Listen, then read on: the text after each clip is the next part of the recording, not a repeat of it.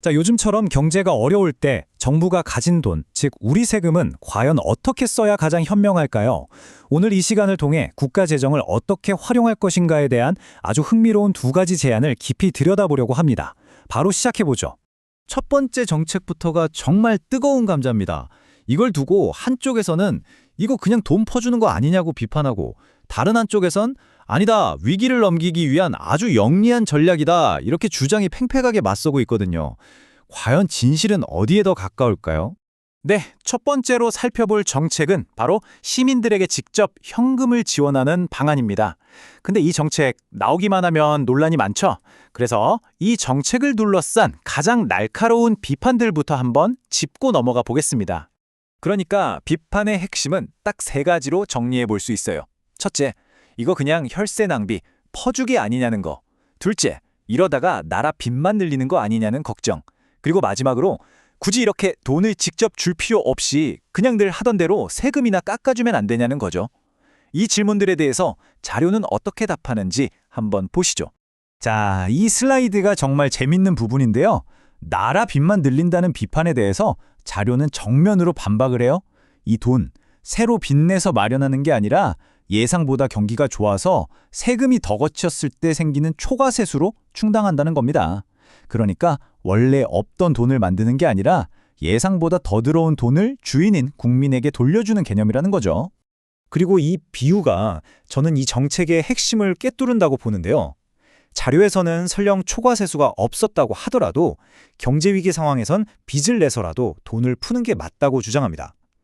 마치 영양실조에 걸린 사람한테 돈 없으니 그냥 굶어라 할 수 없잖아요. 어떻게든 돈을 구해서 영양분을 공급해야 하는 것처럼 경제 전체가 기력이 없을 땐 정부가 나서서 돈을 투입해 숨통을 틔워줘야 한다는 아주 강력한 논리입니다. 좋습니다.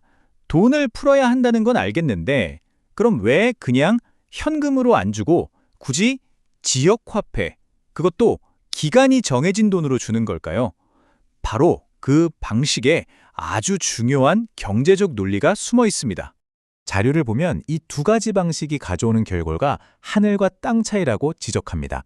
세금을 깎아주면요, 그 혜택이 주로 돈 쓸 일보단 저축화 가능성이 높은 고소득층에게 돌아간다는 거예요.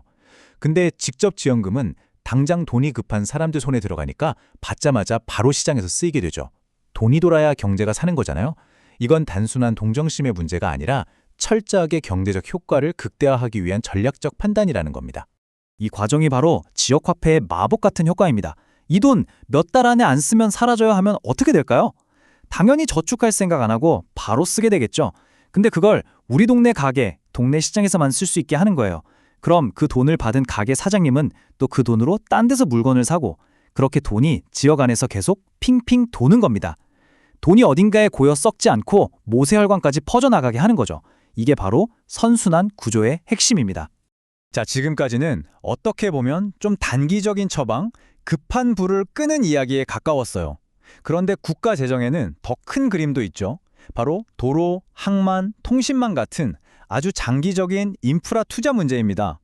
이런 어마어마한 사업에 들어가는 돈은 대체 어디서 나와야 할까요? 전통적으로는 딱 두 가지 방법이 있었습니다.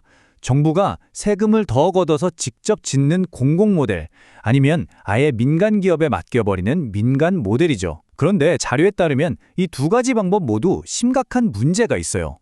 정부가 다 하려면 세금 부담이 너무 커지고, 민간에 맡기자니 기업들이 이윤만 줬다가 공공성이 훼손될 위험이 너무 크다는 겁니다. 특히 이 민간 모델의 문제점을 자료에서는 정말 강하게 비판하는데요. 일부 기업들이 온갖 편법을 써서 비용을 부풀리고 그걸로 막대한 이익을 챙기는 행태를 두고, 이건 국민을 상대로 한 도둑질이나 다름없다는 격한 표현까지 사용합니다. 그만큼 이 문제가 심각하다는 인식이 깔려 있는 거죠. 그렇다면 정말 방법이 두 가지밖에 없을까요? 정부? 아니면 민간? 흑? 아니면 백? 늘 이런 이분법에 갇혀 있어야 할까요? 자료는 이 틀을 깨는 새로운 해법, 바로 제3의 길이 있다고 이야기합니다. 그게 바로 제3섹터 모델이라는 건데요. 아주 간단히 말하면 정부와 기업뿐만 아니라 시민이 직접 주체로 참여하는 새로운 방식입니다.